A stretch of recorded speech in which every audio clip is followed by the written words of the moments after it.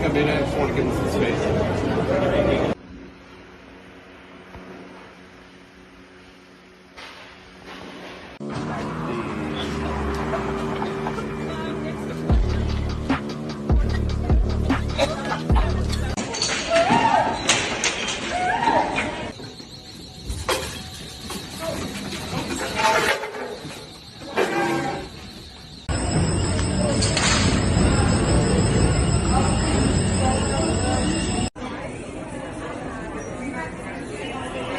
Positions has been called tonight. This one had a lot of voter interest. It dealt with increasing charges and sentences for drug and theft crimes.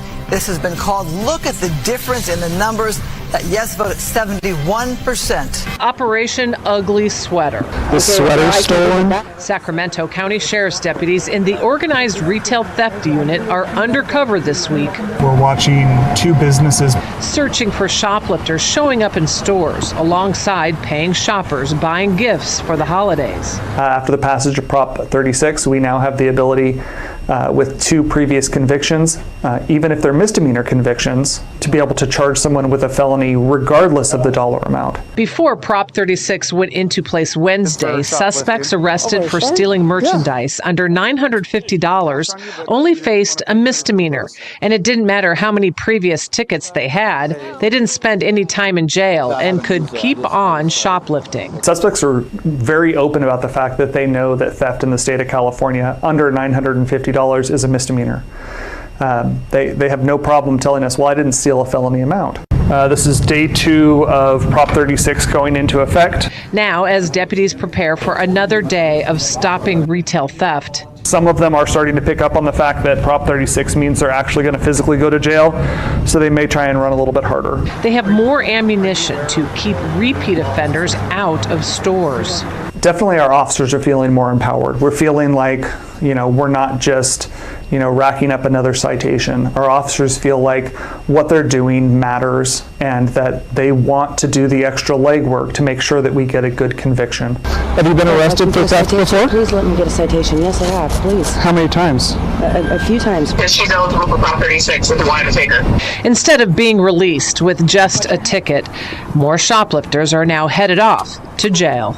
And guys, before we get started, just want to say thanks so much for being here. Thank you for hitting the like button. Let's get started. The party in California is over, folks, and it's a signal that the state might actually be ready to turn red, at least in some areas of California. Prop 36 was heavily criticized by the Democratic Party, a proposition that Republicans in the state heavily favored. And with its passing, it's apparent that common sense is slowly settling back in, although it does come at a time where businesses have taken massive losses. Now, at the same time, residents within California have seen just how bad some of these policies are. But the best part about this is that local law enforcement, they're aware of the change. Some thieves, on the other hand, oh, well, they're not, which led to this awkward conversation here. Felony?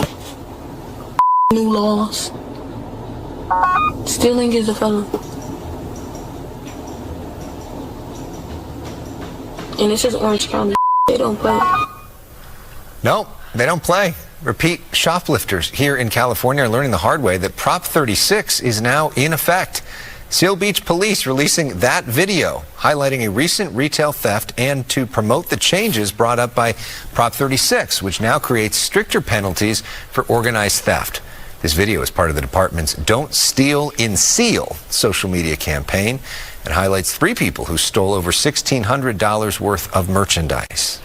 And as you saw, these ladies felt very comfortable taking as many items as they wanted, so long as they didn't break the $950 threshold, because they just got used to a state that just didn't care about theft. But stealing now has consequences, and you can see it in their faces, that utter look of disbelief that things have suddenly changed. And it would be best for local law enforcement to keep spreading this information around, because it's going to lead to a paradigm shift. Now, Prop 36 really isn't as harsh when it comes to first-time offenders. But if you're a repeat offender, then things change drastically. It also increases the penalties for thieves that work together in a group of 3 or more, meaning that it's an organized effort to steal. But you know who's not in favor of Prop 36? California's own governor, Gavin Newsom. I'm listening to Governor Newsom saying he opposes this Prop 36 because it costs too much money, because it's an unfunded mandate. Look, if you've got crime, the number one job of government should be pay to fight crime, Giano. Realign the budget. What do you make of this? I mean, it's a ridiculous statement to make, especially considering the fact that there's billions of dollars lost because of crime in the state of California.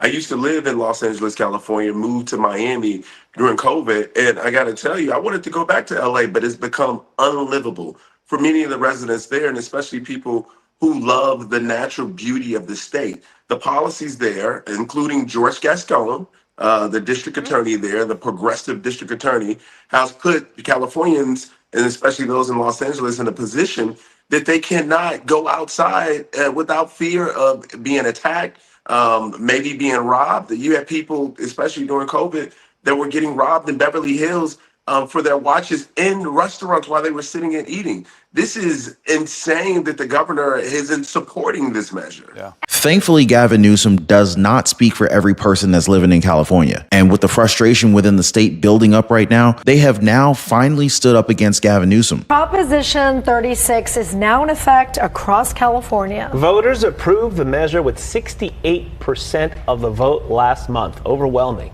San Diego County District Attorney Summer Stephan is joining us now. Good morning. First of all, thanks for being here. This is what you wanted, and I think a lot of Californians agreed with you. Were you surprised at the result? 68% of the vote?